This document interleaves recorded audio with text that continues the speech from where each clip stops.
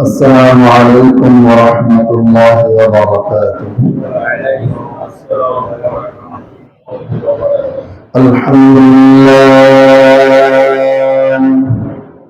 الحمد لله نحمده ونستعينه ونستغفره ونؤمن به ونتوكل عليه ونعوذ بالله من شرور أنفسنا ومن سيئات أعمالنا من يهده الله فلا مضل له ومن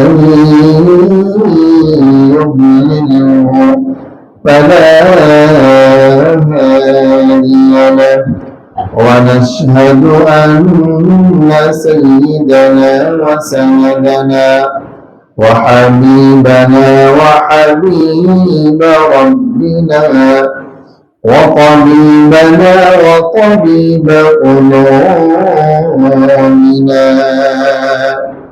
وأولانا ومولانا محمدا عبده ورسوله أما بعد فقد قال الله تبارك وتعالى في كلامه المجيد وفرقانه الحميد. أعوذ بالله من الشيطان الرجيم. بسم الله الرحمن الرحيم.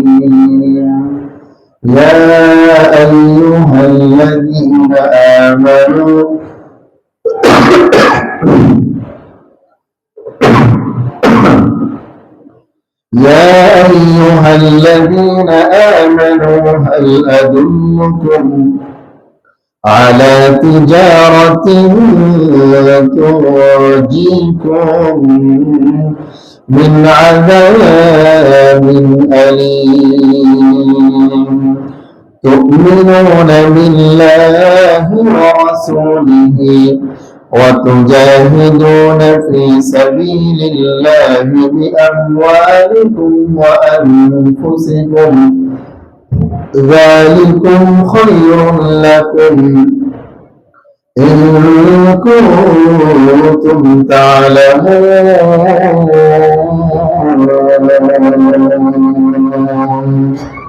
وقال رسول الله صلى الله عليه وسلم لا تشد الرحال إلا إلى ثلاثة مساجد: المسجد الحرام والمسجد الأقصى ومسجد الأقصى، أو كما قال النبي عليه الصلاة والسلام. صدق الله العلي العظيم وصدق رسوله النبي الكريم، ونحن على ذلك لمن الشاهدين والشاكرين، والحمد لله رب العالمين. شغل المحبة شجر إبراهيم بوي. اللهم صل على محمد وعلى آل محمد كما صليت على إبراهيم وعلى آل إبراهيم إنك حميد مجيد اللهم بارك على محمد وعلى آل محمد كما باركت على إبراهيم وعلى آل إبراهيم إنك حميد مجيد اللهم بارك على محمد وعلى آل محمد كما باركت على إبراهيم وعلى آل إبراهيم إنك حميد مجيد اللهم بارك على محمد وعلى آل محمد كما باركت على إبراهيم وعلى آل إبراهيم إنك حميد مجيد لا إله إلا إله إلا الله لا إله إلا الله لا إله إلا الله لا إله إلا الله لا إله إلا الله لا إله إلا الله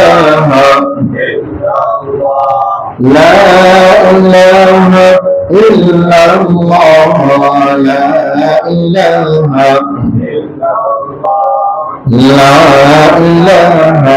إلا الله لا إله لا إله إلا الله لا إله إلا الله لا إله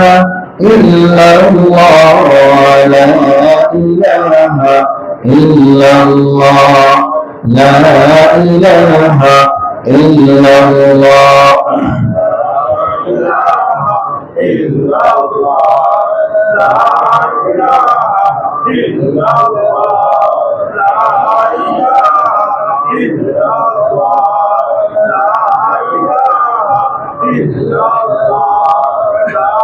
إله إلا الله لا إله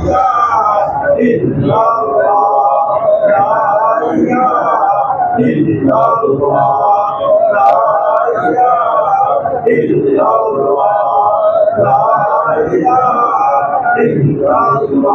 لا إله إلا الله محمد رسول الله صلى الله عليه وسلم الحمد لله মোহাম্মদ রব্বুল আলামিনের দরবারে লাখ কোটি শুকরিয়া যে মহান রব্বুল আলামিন আমাদেরকে আজকে পবিত্র জুমার নামাজ আদায় করার জন্য অসংখ্য অগণিত মানুষ দেখছিল আল্লাহ আমাদেরকে যাচাই বাছাই করে পছন্দ করে ভালোবেসে আজকে আল্লাহ পাক তার ঘরে আমাদেরকে আসার এবং বসার সুযোগ করে দিয়েছেন।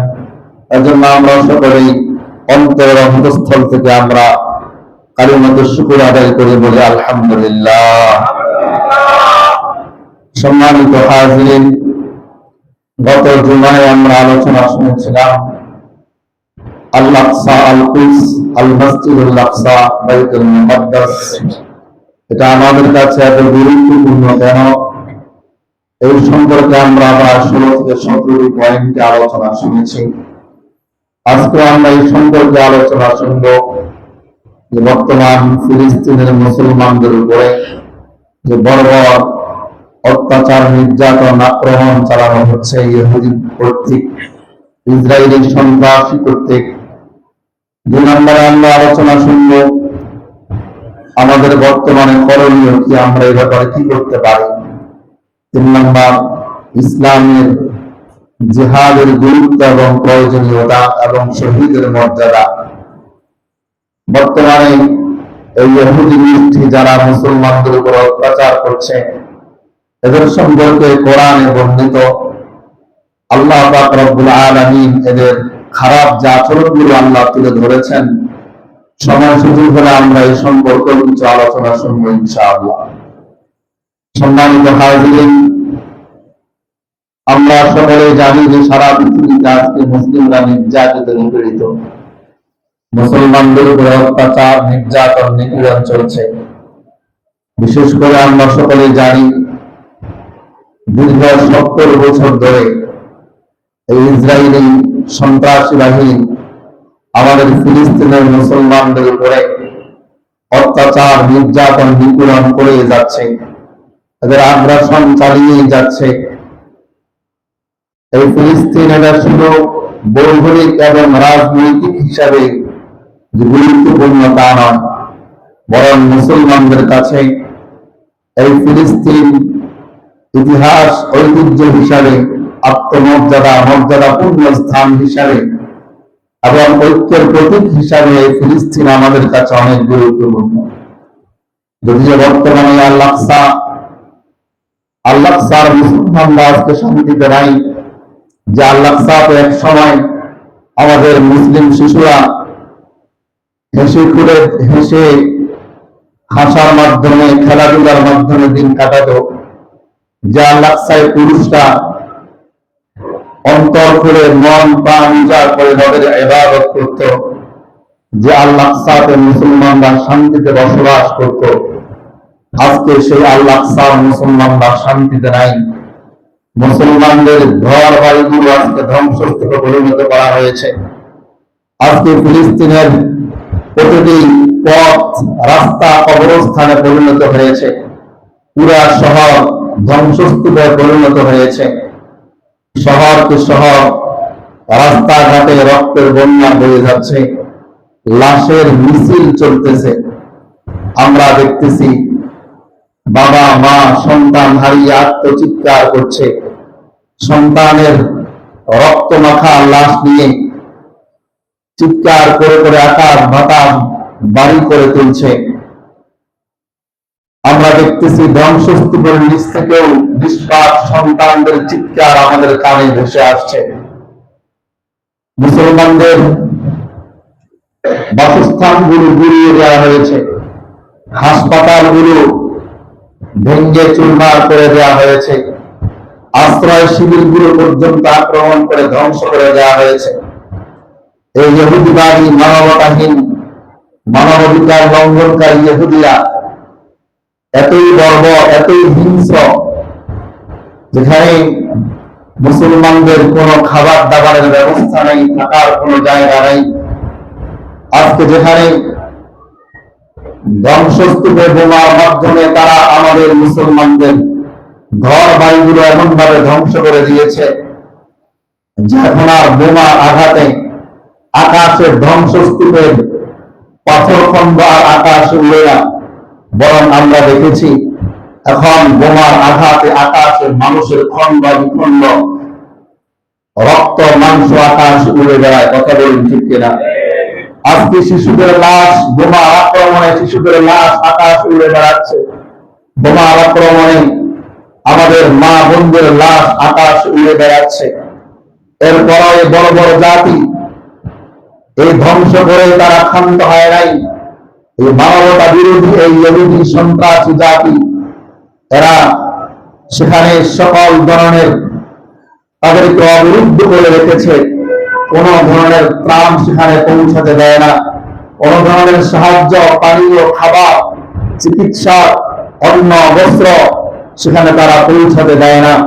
আজকে আমাদের মুসলমানরা রক্তাক্ত হয়ে কাতরাইতেছে, সেখানে চিকিৎসার কোন সরঞ্জাম নাই, কোন ব্যবস্থাপনা নাই। এতটা অসুস্থ, এতটা মানবতাহীন এই ইহুদি জাতিরা আমাদের মুসলমানদের উপরে করে যাচ্ছে। এই ফিলিস্তিন কতটা বরকতময়!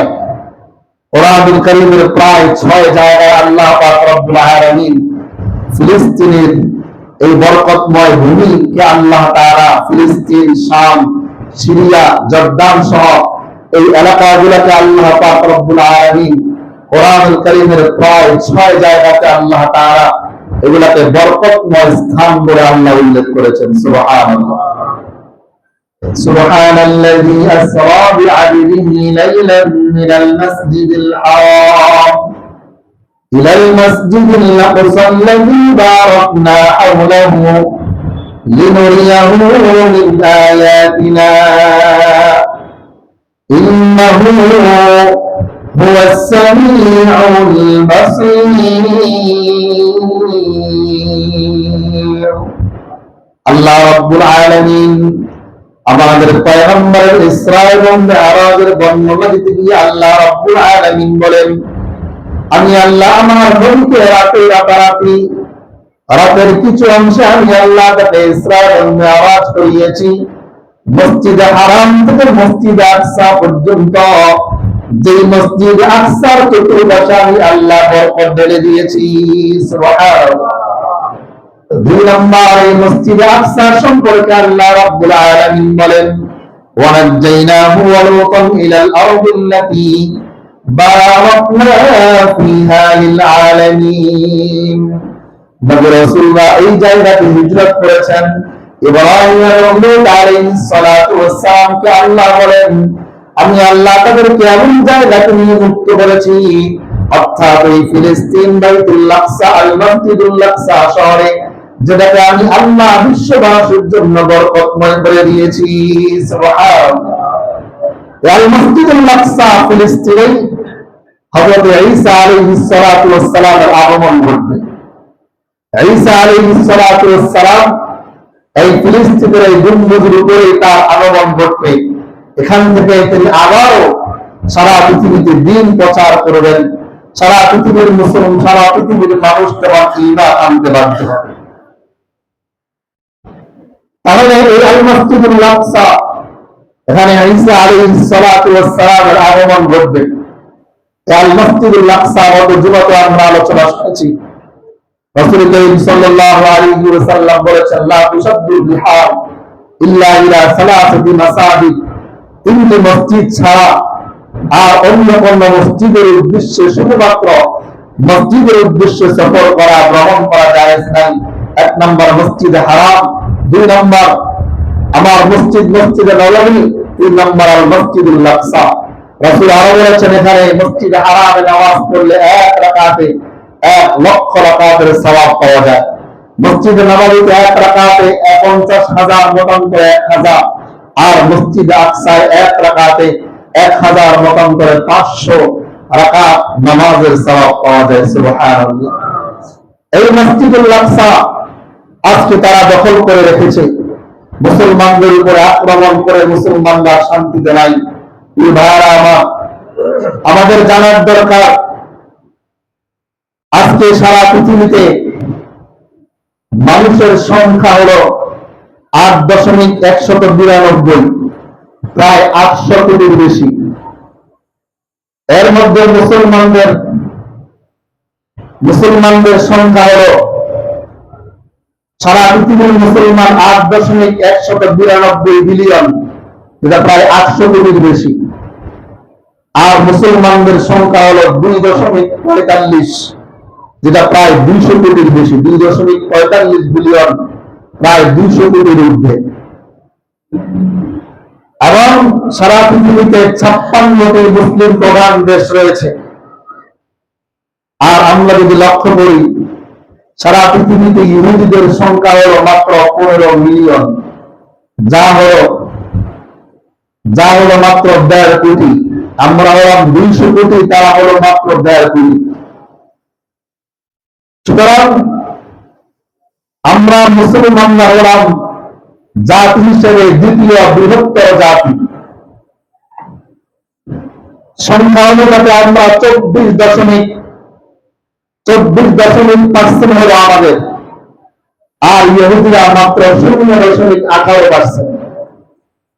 1% তো না, 0.5% না, তারা হলো 0.18%।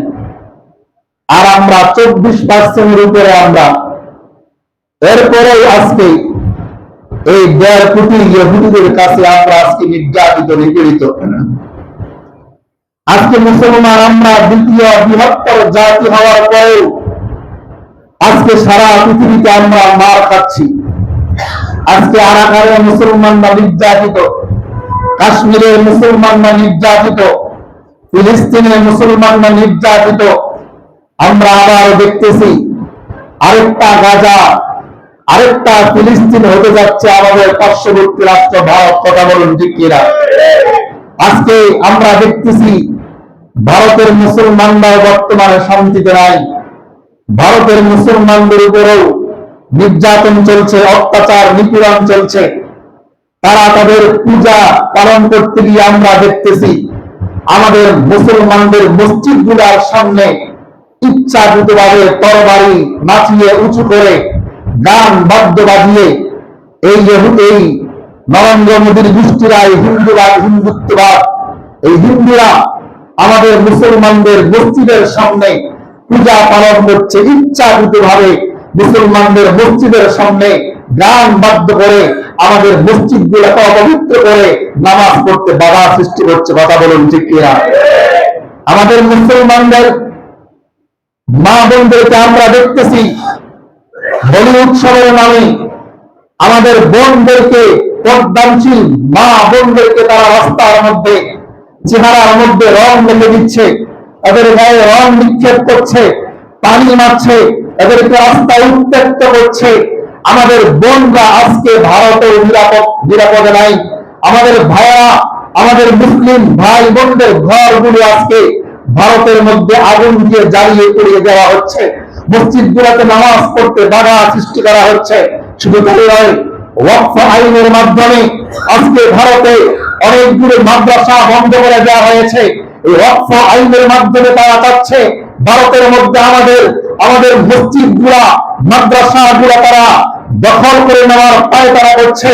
আমাদের মুসলমান ভাই বোনদের উপরে অত্যাচার করছে। স্পষ্ট ভাষায় বলছি, রাসূল গজওয়াতুল হিন্দের ঘোষণা দিয়ে দিয়েছেন, গজওয়াতুল হিন্দ আসবে। ভারতকে আমরা হুঁশিয়ার করে বলছি, তোমরা যদি আমাদের মসজিদ মাদ্রাসার উপরে আক্রমণ বন্ধ না করো, আমাদের ভাই বোনদের উপরে অত্যাচার নিপীড়ন নির্যাতন বন্ধ না করো, গজওয়াতুল হিন্দের ডাক আসবে।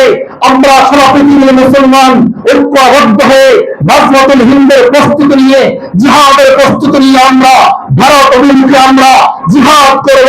আমাদের ভাই বোনদেরকে, আমাদের মসজিদগুলোকে আমরা রক্ষা করব। কথা বলুন ঠিক কিনা? সম্মানিত হাজিরিন, আমাদের ভারতের মুসলমানরা নিরাপদে নাই। দ্বিতীয় গাজা আরেকটা ফিলিস্তিন হতে যাচ্ছে। আমাদেরকে সোচ্চার হতে হবে, আমাদেরকে সচেতন হতে হবে। বলছিলাম যে আমরা দ্বিতীয় বৃহত্তর জাতি, 24% উপরে আমরা 200 কোটি মুসলমান, আমরা 200 কোটির ঊর্ধ্বে, আর ইহুদিরা মাত্র 0.18%। 1% কোন 0.5% না। সেই 1.5 কোটি ইহুদিদের কাছে আজকে দীর্ঘ 70 বছর ধরে আমাদের ফিলিস্তিনের গাজার মুসলমানরা নির্যাতিত নিপীড়িত হয়ে আসছে। আমরাও সারা পৃথিবীতে আজকে মার খাচ্ছি। আজকে 56টি মুসলিম প্রধান দেশ শুধুমাত্র নিন্দা জ্ঞাপন করেই তারা ক্ষান্ত, মনে করে দায়িত্ব আদায় হয়ে গিয়েছে। কথা বলুন ঠিক কিনা? শুধুমাত্র একটা নিন্দা প্রস্তাব দেয়, একটা বিবৃতি দিয়েই মনে করে দায়িত্ব আদায় হয়ে গিয়েছে, মনে করে এখানেই তাদের দায়িত্ব শেষ। অথচ এই ইহুদিদের, ইসরায়েলদের মিত্র দেশ আমেরিকা, আমরা কি দেখলাম? তারা আমাদের মুসলিম দেশের আকাশ পথ ব্যবহার করে, আমাদের মুসলমানদের নৌপথ ব্যবহার করে, সাগর পথ ব্যবহার করে তারা অস্ত্র সরঞ্জাম, গোলা বারুদ, ট্যাঙ্ক যা আছে সব কিছু আমাদের মুসলমানদের জন্য পাঠাইতেছে। কথা বলুন ঠিক কিনা? আমাদের আকাশ পথ ব্যবহার করছে, আমাদের নৌপথ ব্যবহার করছে। আবার আমাদের তেল তো আমাদের কাছে, মুসলমানদের কাছে। আমাদের তেল ব্যবহার করে তারা বিমান চালাচ্ছে, যুদ্ধ বিমান পরিচালনা করছে। আমাদের তেল ব্যবহার করে ট্যাঙ্ক তারা চালাইতেছে। আমরা মুসলিম প্রধান দেশের নেতারা আজকে শুধু একটু বিবৃতি দিয়েই ক্ষান্ত। আমাদের আজকে ইমানি শক্তি নাই, আমাদের অন্তরে আজকে জিহাদি জজবা নাই। আমরা সারা পৃথিবীর মুসলমানরা ঐক্যবদ্ধ হয়ে যদি একটি আওয়াজ তুলতে পারতাম, তাহলে ইহুদির গোষ্ঠীরা, নেতানিয়াহু আর ট্রাম্পের গোষ্ঠীরা লেজ গুড়িয়ে পালাতে বাধ্য হতো। তাহলে আমরা এত মুসলমান, আমরা দ্বিতীয় বৃহত্তর জাতি হওয়ার পরেও আমরা কেন নির্যাতিত, কেন নিপীড়িত? রাসূল করিম সাল্লাল্লাহু আলাইহি ওয়াসাল্লাম হাদিসে পাকে ইরশাদ করে দিয়েছেন, আবু দাউদ শরীফ হাদিস নাম্বার 4297, রাসূল করিম সাল্লাল্লাহু আলাইহি ওয়াসাল্লাম হাদিসে পাকে বলেছেন, এমন এক সময় আসবে ইউসুফুল গুনাহ আনতাদা,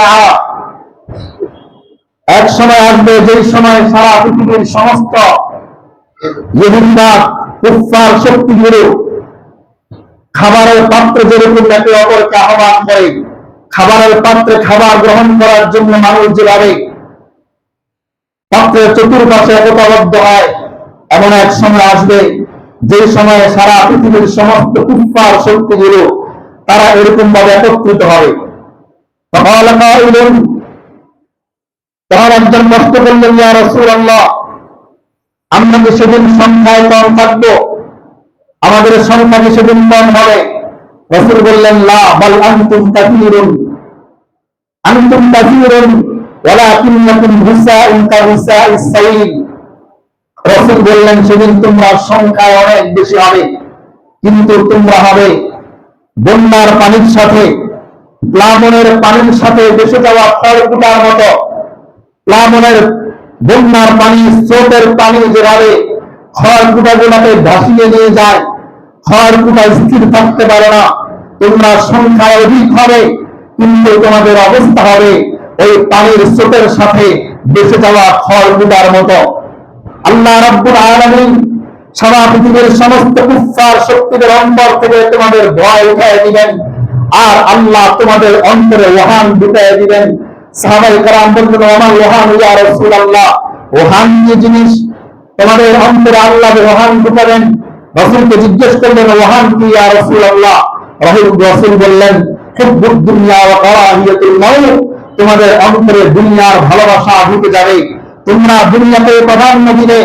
কারাহিয়াতুল মাউত, তোমরা মৃত্যুকে অপছন্দ করবে, তোমরা দুনিয়াকে ভালোবাসবে, দুনিয়ার পিছনে দৌড়াবে, দুনিয়াতে তোমরা প্রাধান্য দিবে, আর মৃত্যুকে তোমরা পছন্দ করবে। ও আমার কলিজার টুকরা মুসলমান, রাসূলের এই হাদিসটা আমার আপনার কলিজার সাথে, অন্তরের সাথে ফিট করে দেখেন। আজকে আমার মধ্যে দুনিয়ার ভালোবাসা, আমি আজকে মৃত্যুকে অপছন্দ করি, আমার কাছে মৃত্যু পছন্দ নয়, আমার কাছে আজকে মৃত্যু ভালোবাসার পাত্র নয়, আমার কাছে দুনিয়ায় প্রাধান্য প্রাপ্ত। যার কারণে আজকে আমরা রাসূলের সেই ভবিষ্যৎবাণী, আমরা সংখ্যায় অধিক, আমরা সংখ্যায় অধিক, কিন্তু আমরা ওই নদীর পানির সাথে, স্রোতের পানির সাথে ভেসে যাওয়া খড়কুটার মতো। খড়কুটার মতো ঈমানি জজবা আমাদের অন্তরে নাই। আমাদের মধ্যে দুনিয়ার ভালোবাসা, আমাদের মধ্যে আজকে আছে দুনিয়ার মহব্বত, আর মৃত্যুকে আমরা অপছন্দ করছি। যার কারণে আমরা বর্তমান আরব বিশ্বগুলোর দিকে তাকালেও দেখতে পাই তারাও আজকে বিলাসিতায় লিপ্ত, তারাও আজকে গান বাদ্য বিলাসিতার মধ্যে লিপ্ত। সৌদি আরব বলেন আর বিভিন্ন রাষ্ট্র, তুরস্ক বলেন না কেন, আরো আরব আমিরাত যেগুলো আছে, আরব আমিরাত সহ যতগুলো রাষ্ট্র আছে, কুয়েত বলেন, কাতার বলেন, তারপরে আরো যতগুলো রাষ্ট্র আছে, আজকে তারা এই ট্রাম্প এবং নেতানিয়াহুর পা কাটার মধ্যে ব্যস্ত আছে, দুনিয়াদারির মধ্যে লিপ্ত। আজকে তারা দুনিয়াতেই প্রাধান্য দিতেছে, আমরাও দুনিয়াতে প্রাধান্য দিচ্ছি, যার কারণে আজকে আমরা নির্যাতিত নিপীড়িত। কি ভাইয়েরা, হ্যাঁ, আজকে আমাদেরকে এই অবস্থান থেকে আমাদের উত্তীর্ণ হতে হবে। আমরা, আমাদেরকে রাসূল বলেছেন যে আমরা হয়ে যাব ওই পানির মধ্যে ভেসে যাওয়া খড়কুটার মতো।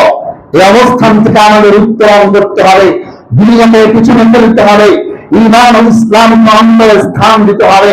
আজকে তো আমাদের অন্তরে মৃত্যুকে আমরা এত ভয় পাই, আমরা জিহাদি তামান্না আমাদের অন্তরে নাই। আবার আমাদের মুসলিম শাসকরাও আজকে জিহাদের মতো পবিত্র বিধানকে জঙ্গিবাদ আর সন্ত্রাসবাদের ট্যাগ লাগিয়ে দেয়। কথা বলুন ঠিক কিনা? অথচ জিহাদ হলো ঈমান ও মুসলমানদের রক্ষা কবচ। যারা এই জিহাদকে আঁকড়ে ধারণ করেছে, তারা এই সম্মানের দিন যাপন করছে। আজকে আফগানিস্তানের দিকে লক্ষ্য করেন, আফগানিস্তান জিহাদকে আঁকড়ে ধরেছে।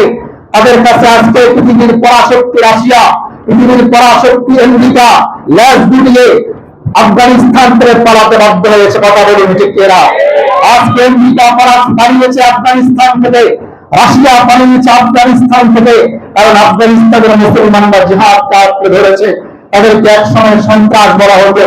গতকালকে দেখলাম চীন পর্যন্ত এবং অন্যান্য রাষ্ট্র তালেবানদেরকে সন্ত্রাস লিস্টি থেকে তাদের নাম উঠিয়ে ফেলতে, মুছে ফেলতে বাধ্য হয়েছে। কারণ যারা দেশ রক্ষার জন্য যুদ্ধ করে, যারা নিজেদের মাতৃভূমি রক্ষার জন্য যুদ্ধ করে, যারা নিজের ঈমান ইসলাম রক্ষার জন্য যুদ্ধ করে, যারা তাদের মাতৃভূমির জন্য জীবন দেয়, তারা কখনো সন্ত্রাস হতে পারে না, বরং তারা হলো মুক্তিযুদ্ধের কথা বলুন ঠিক কিনা। আমাদের দেশ রক্ষার জন্য যারা জীবন দিয়েছে, তারা যেমন মুক্তিযোদ্ধা, আফগানিস্তান রক্ষার জন্য যারা জীবন দিয়েছে তারাও মুক্তিযোদ্ধা, তারা সন্ত্রাস হতে পারে না। সম্মানিত হাজিরিন, এজন্য জিহাদি তামান্না, জিহাদের প্রস্তুতি আমাদেরকে নিতেই হবে। এজন্য আল্লাহ রাব্বুল আলামিন বলেছেন, ওয়াইদু লাহুম মাসতাতা'তুম মিন কুওয়াতিন ওয়া মিন রিবাতিল খায়র তুরহিবুনা বিহি আদুওয়াল্লাহি ওয়া আদুওয়াকুম। আল্লাহ রাব্বুল আলামিন বলেছেন, তোমরা তোমাদের সামর্থ্য অনুযায়ী, সাধ্য অনুযায়ী তোমাদের যা যা আছে তা নিয়ে তোমরা জিহাদের জন্য প্রস্তুতি গ্রহণ করো, জিহাদের জন্য প্রস্তুত থাকো। রাসূল করিম সাল্লাল্লাহু আলাইহি ওয়াসাল্লাম বলেন, আবু হুরায়রা রাদিয়াল্লাহু তাআলা আনহু থেকে হাদিস বর্ণিত, রাসূল বলেন যে আমার মন চায় লাউদ্দিত আনমুত তালা সুন্নাহুয়া সুন্নাহুয়া সুন্নাহুয়া সুন্নাহুয়া সুন্নাহুয়া। রাসূল বলেন আমার তো মনে চায়, আমার মনে চায় আমি আল্লাহর রাস্তায় জিহাদ করব, জিহাদ করতে করতে আমি একবার শহীদ হব, আল্লাহ আমাকে আবার জীবিত করবেন, আমি আবার জিহাদ করব, আবার শহীদ হব, আবার জিহাদ করব, আবারও আমি শহীদ হয়ে যাব। রাসূলের অন্তরে সব সময় জিহাদি তামান্না ছিল।